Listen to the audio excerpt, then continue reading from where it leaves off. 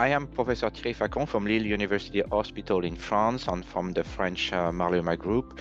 So it's my pleasure and privilege to be presenting today this new myeloma study. The title of this ASCO abstract was Phase 3 study results of Isatuximab, Bortezomib, Lenalidomide, and Dexamethasone, referred to as Isa-VRd versus VRd for transplant-ineligible patients with newly diagnosed multiple myeloma. So the ASCO asked us to present key highlights, and I do believe this is important. So as we know, bortezomib, lenalidomide, dexamethasone, the so-called VRd regimen, is a standard frontline treatment for both transplant-eligible and transplant-ineligible patients with newly diagnosed myeloma, and it is being used across many countries. IMROZ is the first global phase 3 study of an anti-CD38 monoclonal antibody in combination with VRd for patients with transplant-ineligible newly diagnosed multiple myeloma. What I will show you in the next few minutes is that Isa-VRd led to a statistically significant PFS benefit and resulted in deep response rates versus VRd while being well tolerated. Basically, this PFS benefit means that progression will be very significantly delayed with the use of these 4 drugs in combination. So the background is, as we said previously, that VRd is a very well accepted standard of care. What is also important to say is that in the past few years, even in the past few months, at the time of ASH 2023, for example, what we call quadruplet regimen. So basically the combination of an anti-CD38, bortezomib, or carfilzomib, lenalidomide, and dexamethasone. So this quadruplet regimen have improved clinical outcomes for both for the transplant-eligible patients, and this is based on several recently published important studies. In the transplant-ineligible patients, we had one phase 1b study combining Isatuximab and VRd, which was published in 2023, and which was the basis of this very large phase 3 international randomized IMROZ study done for registration. So we report the results of the second pre-specified interim analysis of IMROZ, which is again the first global phase 3 study investigating the efficacy of Isatuximab VRd versus VRd for the elderly patient with newly diagnosed myeloma. So this is the trial schedule. So we enroll patients below the age of 80 years. So the vast majority of patients had an age between 65 and 80 years. We enrolled 446 patients from 21 countries. The randomization was 3-2 in favor of Isa-VRd, and so patients were randomly allocated to either Isatuximab VRd or VRd, followed by Isatuximab RD or RD alone. So patients initially receive 4 6-week cycles of induction, followed by 4-week cycles given as continuous therapy. So both arms were given to progression. And the primary endpoint was progression-free survival. So the Isa-VRd schedule is shown below. And the baseline patient characteristics were well balanced between the two arms. We randomized 265 patients in the Isatuximab VRd arm and 181 in the VRd arm. The median age was 72 years. And as you can see, very few patients had an age below 65 years. And in total, 28% of patients had an age between 75 and 80 years. Otherwise, the myeloma characteristics were, I would say, classical. Nothing was unexpected, and again, these characteristics were well balanced between treatment arms. So this is the primary endpoint. So the study met its primary endpoint of progression-free survival. So the median follow-up is now 5 years. So that's important. So that's a report with a long follow-up, and this is always I would say better in terms of in terms of study results.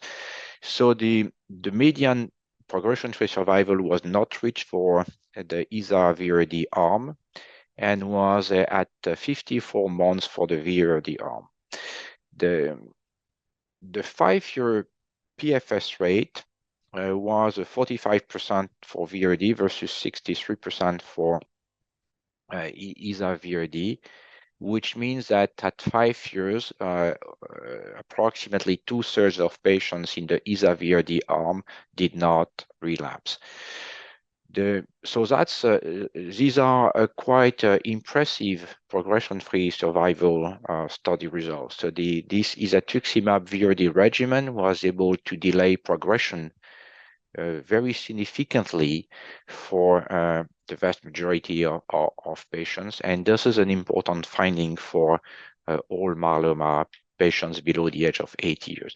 So this is a little bit technical. It basically shows that this benefit of Isatuximab VRd was observed across the vast majority of subgroups. I will not comment more on this. And if you want to look at response, in fact, the response rates were very high for Isa-VRd patients. For example, approximately 75% of patients in the Isa-VRd arm achieve at least a complete response. And as you know, there is now a lot of interest in what we call MRD, so minimal residual disease. And minimal residual disease was much higher in the Isa-VRd arm. For example, what we called MRD negative complete response was seen in 55% of the Isa-VRd patient versus 41% for the VRd patient, and most importantly, what we call sustained MRD negativity. So in other words, the possibility to remain in an MRD negativity state for more than 1 year, which is a great achievement in terms of efficacy, was seen. It was almost double in the Isa-VRd arm, from 24% for VRd versus 47% for Isa-VRd. So these are very nice study results in terms of response achievement, especially for high quality responses. So this is the survival. So it's fair to say that the survival results are not mature, but there is a trend in favor of the Isa-VRd arm in terms of overall survival. So the 5-year survival was 66% for VRd versus 72% for Isa-VRd. So the quality of life remains stable over time in both groups, indicating that there is no negative impact of the addition of Isatuximab. So this is a kind of safety summary. In the Isa-VRd arm, we did see a little bit more treatment emergent adverse events. And this was the case for what we call grade 3 adverse events as well as grade 5. Nevertheless, I have to say that the median duration of therapy was very different between the two treatment arms. So it was 31 months for the VRd versus 53 months for the Isa-VRd. So basically, when you look at when you adjust treatment emergent adverse events rates to a duration of therapy, in fact, there was no important difference between the two arms. So this intrinsically, this Isa-VRd arm is well tolerated. So this is another way to look at safety. These are what we call the adverse events of interest. And so we did see a little bit more grade 3 or more neutropenia in the Isa-VRd arm. This is something which is totally expected. It was seen in all CD38 studies in the past. We had a little bit more infections, including a little bit more pneumonia, which is also something well known. And if you look at neurological toxicity, so peripheral neuropathy, it was 6 to 7% in the two arms, and as we all, no difference between the two treatment arms, because Isatuximab does not provide a neurological toxicity, but as you know, it was related to the use of Bortezomib. So nothing unexpected in terms of SPM of second primary malignancies, and very few patients had hematologic second primary malignancies. Here again, when you look at exposure adjusted incidence rates, these rates were pretty similar between the two arms. So this is the summary of the IMROZ study. Again, the IMROZ study was the first global phase 3 study of an anti-CD38 monoclonal antibody in combination with VRd in patients with transplant-ineligible newly diagnosed multiple myeloma. This quad regimen led to a statistically significant reduction in the risk of progression or death by 40%. Highlighting an outstanding PFS benefit in these patients with newly diagnosed myeloma. This benefit was seen in the vast majority of subgroups. The Isa-VRd regimen was associated with deep response rates, including for MRD negativity and sustained MRD negativity. Survival is still immature, but there is a trend in favor of Isatuximab VRd. And finally, this regimen was considered to be well tolerated. The safety profile was in fact consistent with that of each agent, and these agents have been used in myeloma for many years. So we do believe, and I know that there is an agreement in the myeloma community for this, that this regimen combining Isatuximab and VRd will become in many countries a new standard of care for the treatment of certain elderly patients with newly diagnosed myeloma. Again, the study was done in patients with an age below 80 years, but that will extend the use of what we call quadruplet regimens to a very substantial proportion of patients until the age of 80 years.